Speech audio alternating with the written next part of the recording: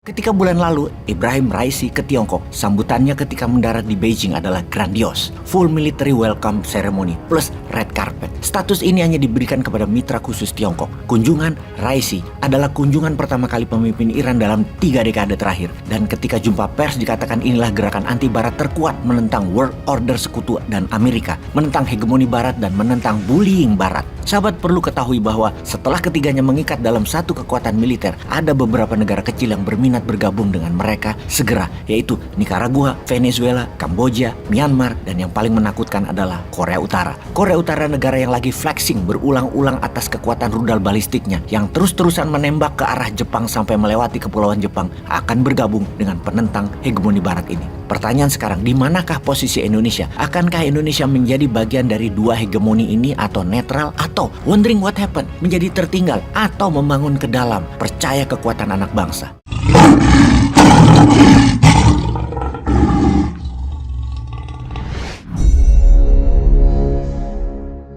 Kita semua pasti sepakat bahwa Indonesia harus jadi negara besar, harus jadi negara berpengaruh, dan harus menjadi negara yang disegani, berdaulat pada saat Indonesia merayakan hari kemerdekaan yang ke-100 di tahun 2045. Menjadi negara besar harus masuk top 3 negara termakmur dan menjadi top 3 negara terkuat secara militer, juga negara berpengaruh secara soft power. Soft power bisa merupakan pengaruh budaya seperti K-pop-nya Korea Selatan, Bollywood-nya India, Hong Kong Macau-nya Tiongkok, Hollywood-nya Amerika. Soft power juga bisa berupa penguasaan AI, teknologi informasi, semikonduktor chips, media, perdagangan, dan distribusi barang. Itu semua merupakan kekuatan soft power yang harus Indonesia kuasai. Negara dikatakan makmur, pertama adalah jika GDP per kapitanya atau pendapatan satu orang dalam satu tahunnya adalah $12.800 atau senilai 198 juta rupiah setahunnya. Saat ini Indonesia baru sepertiganya, hanya $4.200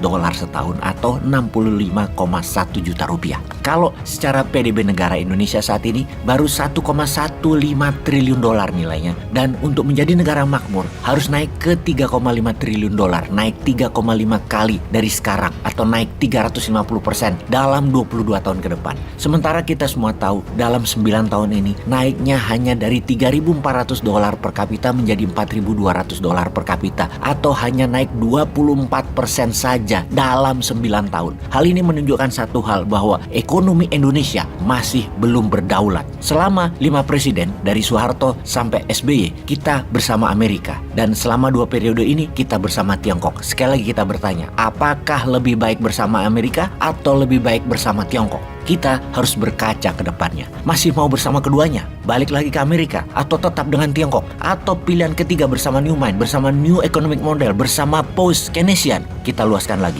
Amerika di belakangnya ada sekutu barat, ada Uni Eropa, ada Australia, Jepang, Korea Selatan. Kemudian di sisi Tiongkok ada BRIC, Brazil, Rusia, India, China, dan South Africa. Negara seperti Saudi yang mau menjadi global player dengan kekuatan Ka'bahnya yang menjadikan center 2 miliar umat muslim akan menjadi kekuatan berbasis wilayah yang akan membuat Saudi dari petrol country menjadi negara jasa spiritual dan properti. Saudi ingin bergabung dengan BRIC, demikian juga Iran. Sementara Iran dan Saudi sangat berseberangan secara ideologi, namun secara ekonomi mereka bersedia bergabung. Untuk itu, kita ketiga negara ini terlebih dahulu karena secara militer ketiganya adalah produsen alat perang. Apa itu 3 negara yang kita maksud? Rusia, Tiongkok, dan Iran. Di saat Uni Eropa, NATO, dan Amerika sepakat memberikan senjata ke Ukraina dan memberi sanksi lebih keras lagi terhadap Rusia, Tiongkok dan Iran secara terang-terangan membantu Rusia. Ketiganya saat ini mengikat diri bukan hanya dalam bidang ekonomi, namun dikuatkan dalam bidang pertahanan. Fakta pertahanan baru. Kita semua tahu bahwa Tiongkok tidak nyaman dengan perang di Ukraina, namun tetap memberikan Rusia diplomatik umbrella di PBB dan berbagai forum dunia, termasuk menjual senjata ke Rusia dan membeli minyak dan gas Rusia. Di sisi Iran, drone kamikaze atau Shahid drone telah ribuan dikirim ke Rusia dari sejak sebelum perang hingga saat ini. Kita semua tahu industri drone perang Iran adalah yang terbanyak, terlengkap, tercanggih di dunia saat ini. Ditambah lagi rudal balistik Iran yang terbaru dikirim ke Rusia.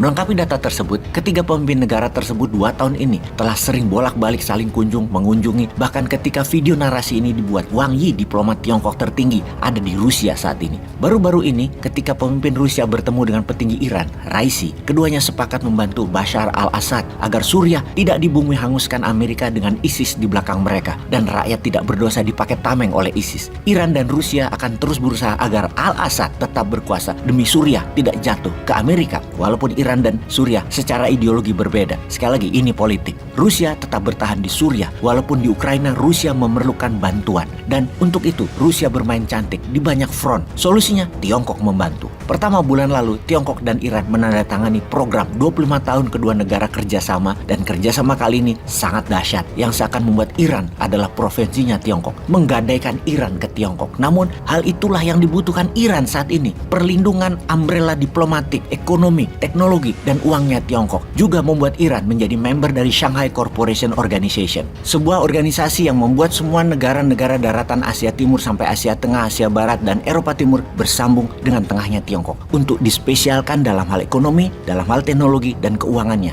oleh Tiongkok. Ketika bulan lalu Ibrahim Raisi ke Tiongkok, sambutannya ketika mendarat di Beijing adalah grandios, full military welcome ceremony plus red carpet. Status ini hanya diberikan kepada mitra khusus Tiongkok. Kunjungan Raisi adalah kunjungan pertama kali pemimpin Iran dalam 3 dekade terakhir, dan ketika jumpa pers dikatakan inilah gerakan anti Barat terkuat menentang world order sekutu dan Amerika, menentang hegemoni Barat dan menentang bullying Barat. Sahabat perlu ketahui bahwa setelah ketiganya mengikat dalam satu kekuatan militer, ada beberapa negara kecil yang berminat bergabung dengan mereka segera, yaitu Nicaragua, Venezuela, Kamboja, Myanmar, dan yang paling menakutkan adalah Korea Utara. Korea Utara negara yang lagi flexing berulang-ulang atas kekuatan rudal balistiknya yang terus-terusan menembak ke arah Jepang sampai melewati kepulauan Jepang, akan bergabung dengan penentang hegemoni Barat ini. Pertanyaan sekarang, di manakah posisi Indonesia? Akankah Indonesia menjadi bagian dari dua hegemoni ini atau netral, atau wondering what happened, menjadi tertinggal, atau membangun ke dalam, percaya kekuatan anak bangsa? Mudah-mudahan 2024 ke depan pemimpinnya pro NKRI ya.